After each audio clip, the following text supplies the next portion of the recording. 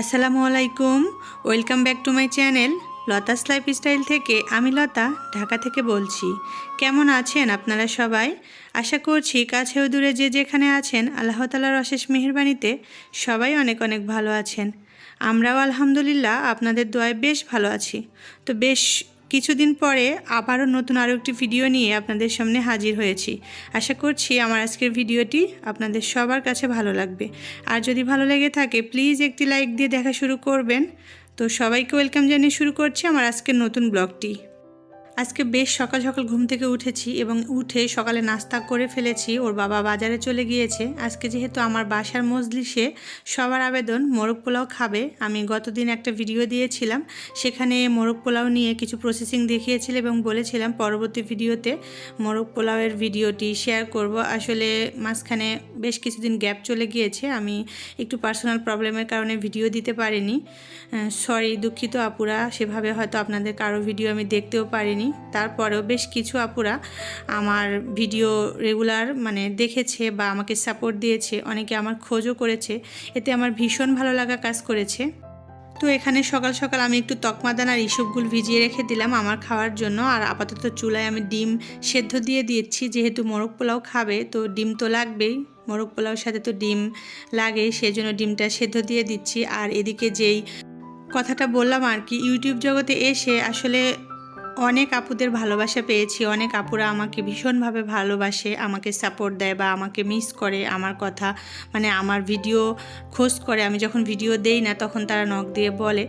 অনেক আপুরা আছে আমাকে ভীষণ পরিমাণে ভালোবাসে। তবে মেধাস লাইফস্টাইল থেকে খাদিজা আপু আর simple life with Nahar channel থেকে শারমিন আপু, সম্ভবত আপুর নাম শারমিন, এই দুইটা আপু আমাকে দেখলাম কমিউনিটিতে কমেন্টস করছে যে আপু তুমি ভিডিও দাও নাই কেন, তুমি কি অসুস্থ? শারমিন আপু বলেছে আর খাদিজা আপু বলেছে এত গ্যাপ কেন আপু, ভিডিও কেন দিচ্ছ না? তো তারা ভেবেছে আমি হয়তো অসুস্থ। আসলে অসুস্থ না, একটু প্রবলেমে ছিলাম, যার কারণে মন মানসিকতা একটু চেঞ্জ ছিল আর এই কারণে ভিডিও দিতে ইচ্ছে করছিল না, অলরেডি ভিডিও বানাচ্ছিলাম না। তো ইনশাল্লাহ আবারও চেষ্টা করব রেগুলারিটি মেনটেন করতে এবং রেগুলার ভিডিও দিতে। গতদিন যে চিকেনটা ম্যারিনেট করে রেখেছিলাম সেটা অলরেডি ফ্রিজ থেকে বের করে রেখেছিলাম আর সেটাই ফ্রাই করে নিচ্ছি রোস্টের জন্য, যেহেতু মেয়ে মোরগ পোলাও খাবে। আর এদিকে ওর বাবা বাজার থেকে চলে এসেছে, মোটামুটি বেশ কিছু বাজার এনেছে। এখানে কিছু এই যে খুদের চাল, এটা এনেছে খুদের ভাত বা বৌয়া ভাত খাওয়ার জন্য। সব কিছুই খাওয়া চলে এটা দিয়ে, খুদের ভাত বৌয়া ভাত। আমাদের এলাকায় আঞ্চলিক ভাষায় বলে খুদের ভাত আর ঢাকা শহরে বলে বৌয়া ভাত, তো আমি দুইটাই বলে থাকি। এদিকে আমি সাংসারিক কাজও করছি, বাজারও গুছাচ্ছি, আবার চুলা রান্না চাপিয়ে দিয়েছি। আমি মোটামুটি 2 ঘন্টা টার্গেট নিয়ে, হাতে 2 ঘন্টা সময় নিয়ে দুপুরে রান্নাটা কমপ্লিট করছি, কারণ দুপুরের পাশাপাশি রাতেরও কিছু রান্না করে নিব।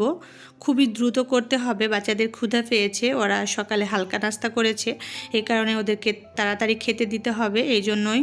আর সেভাবে কোনো কিছু শেয়ার করলাম না, অফ ক্যামেরায় বেশ কিছু রান্নাবান্না আমি করে নিচ্ছি। আজকে সেভাবে তেমন কোনো রান্নাই শেয়ার করব না। আর রান্নাবান্না মোটামুটি আমরা সবাই পারি, আমার এক্সপার্ট আপুরা তো অনেক ভালো করে রান্নাবান্না করতে পারে, এই জন্য আর সেভাবে রেসিপি আকারে কোনো কিছুই দেখালাম না।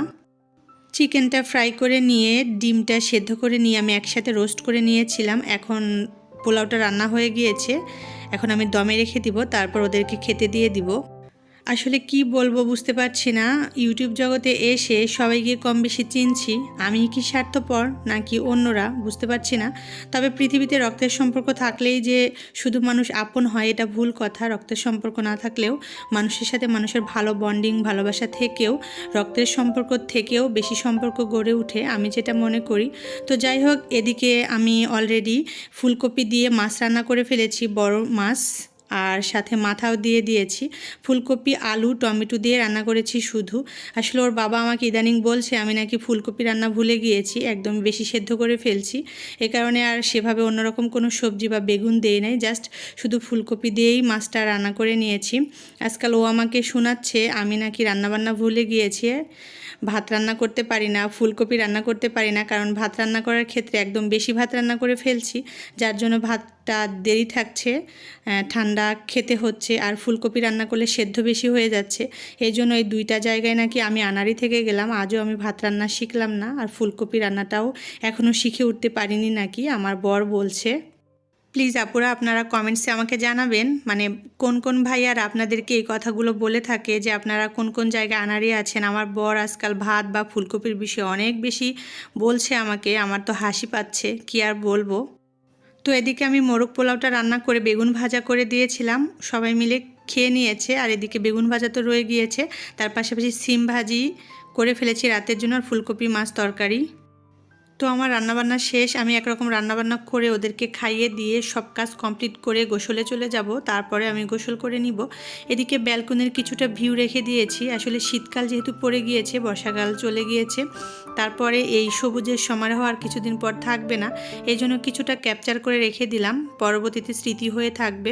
আসলে শীতকাল পড়লে এত পরিমাণে ধুলাবালি জমে যে গাছের অবস্থা থাকে না, অনেক গাছ ছাঁটাই করতে হয়, একদমই গাছগুলো মরে যায়। তো সেই কারণে একটু ভিডিও করে নিলাম।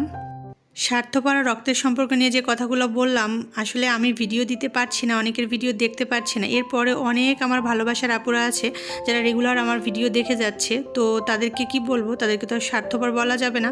আমি যদিও তাদের ভিডিও দেখছি না, আবার অনেক আপুরা আছে আমি দেখলে দেখে, তাছাড়া কখনোই আমার ভিডিওতে আসে না। আমি কারো নামও বলতে চাই না, কাউকে কষ্ট দিতে চাই না, তবে একটা কথা সত্যি যে ভালোবাসার বন্ধনে রক্ত দিয়ে বিচার চলে না। তো সবাই ভালো থাকবেন, সুস্থ থাকবেন, আল্লাহ হাফেজ।